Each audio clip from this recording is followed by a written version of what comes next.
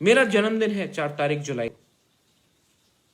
कोई मुझे कह रहा है कि हम मिठाई बांटेंगे, कोई बोल रहे कि केक काटेंगे। अरे भाई, अपने एरिया में अपने लोगों को थोड़ा हेल्प कर दो। आज प्राइम मिनिस्टर बोलता है चाइना का सामान नहीं खरीदेंगे, हम अपना सामान खरीदेंगे। आप भी सोचो, हमारे कितने लोग हैं जो सब्जी, फल, बेरमा सामान बेचते हैं।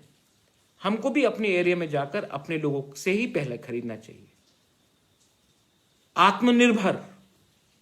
आत्मनिर्भर करना है तो हमको भी अपने जो तिपरासा का मार्केट प्लेस है वहीं में जाकर तिपरासा से सामान खरीदिए, क्योंकि जब तक हम नहीं खरीदेंगे हम कंप्लेन नहीं कर सकते कि हमने अपने लोगों को क्यों हेल्प नहीं किया। आत्मनिर्भर होता है जब आप खुद अपने लोगों को हेल्प करें।